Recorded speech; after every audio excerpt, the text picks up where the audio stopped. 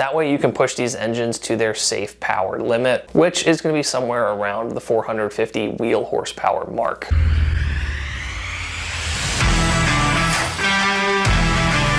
Hey everyone, Jake from 8020 Automotive here. Today we're talking about performance modifications and upgrades for the MK8 GTI. The MK8 got the new 4th generation of the 2.0 EA888 engine, and the 4th gen actually had some very big improvements over the previous 3rd generation. Some of the most notable changes are switching to dual injection, so we have both direct and port fuel injection, which is fantastic from a fueling standpoint. We also got a new turbocharger, which has more power capacity than the previous turbocharger. Third, we got slightly stronger internals. And fourth, we got an electronic cooling system. So overall, the 4th generation of the EA888 has received a number of performance-related upgrades that allow it to produce a bit more power than the previous 3rd generations. Alongside that, because these are turbocharged engines, they respond very well to tuning, and we can add tons of horsepower with just some basic bolt-on modifications. So in this video, we're gonna go ahead and talk just briefly about some of the power limitations of this engine,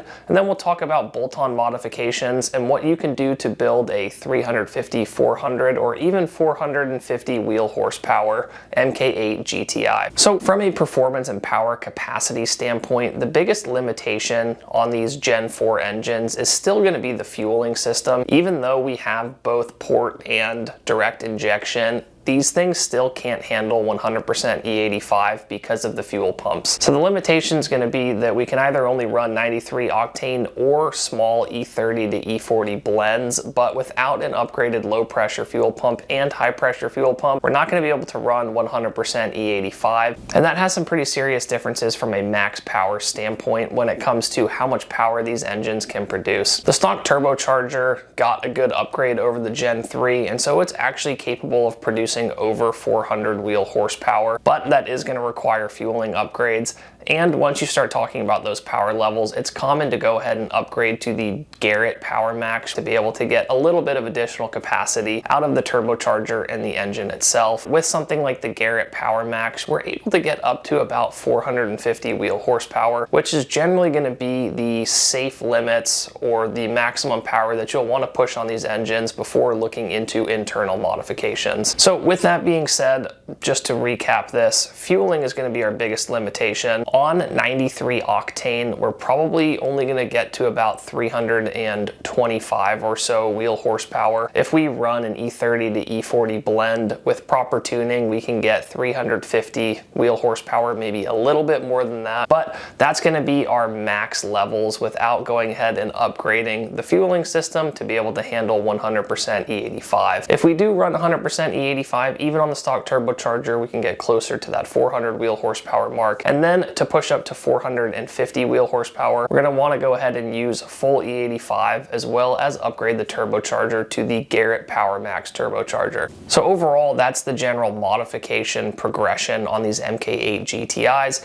but of course there are a number of basic bolt-on modifications that we'll want to do before we even get to those power limits and consider some of the more serious upgrades. So that's where our list of bolt-on modifications here is. First off, of course, engine tuning is going to be the most important thing here that's really going to unlock all of these big power gains. You can go up to a stage 2 tune with all of the proper supporting modifications, and then stage 3 tunes are where the Garrett Power Max turbocharger is recommended or required. Another consideration here is going to be your transmission.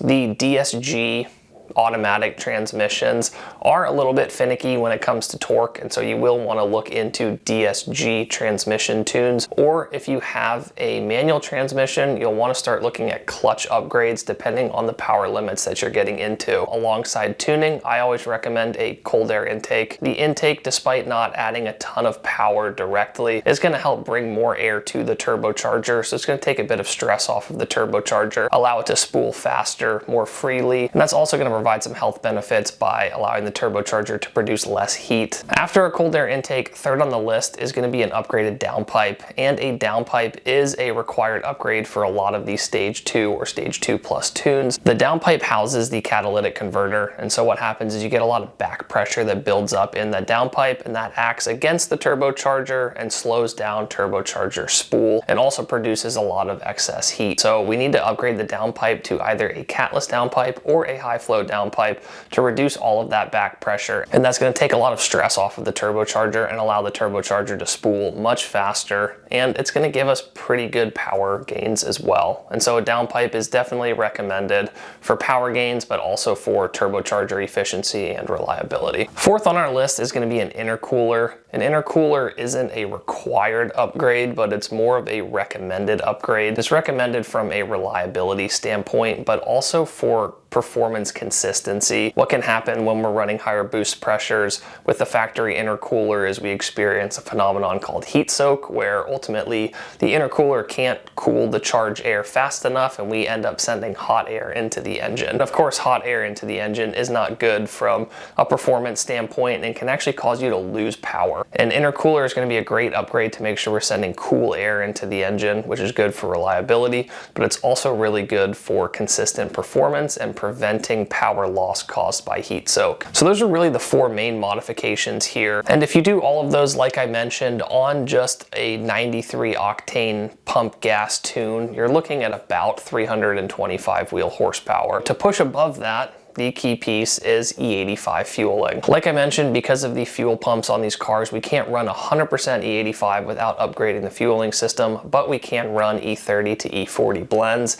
and this of course does require proper tuning for it. But with an E30 to E40 blend, we can get up to the 350, maybe 360 wheel horsepower mark, and that's gonna be where we're capped at on a fully factory setup without getting into upgrading the fueling system. From there, if you want to go ahead and upgrade the high pressure and low pressure fuel pumps to be able to handle 100% E85, that's where we can then take the stock turbocharger and max it out somewhere around the 400 or 400 plus wheel horsepower range. These stock turbochargers do have a lot of power in them, but of course running your turbocharger at 100% power is not always the smartest thing from a reliability standpoint. And so if you are going through the process of upgrading your fueling system, it's common to also just upgrade the turbocharger at the same time. That way you can push these engines to their safe power limit, which is going to be somewhere around the 450 wheel horsepower mark. These engines are still relatively new and people are still pushing them to the limits, and so there's a lot of things going on from a tuning and a development standpoint with them, to where these numbers are constantly changing as to what we think the max power limits of the engine are. But right now 450 is kind of that safe maximum where you don't really want to push above it, because that's when the internal components do start to become a concern, despite being a little bit more powerful than the ones included on the Gen 3 EA888s. And that's about it. Really, modifications on this are as simple as tuning, an intake, an intercooler, a downpipe, and E85 fueling. So that covers everything for our video on the MK8 GTI. If you guys appreciate this video, please click the like button, subscribe to our channel, and stay tuned for all of our future Volkswagen and Audi content.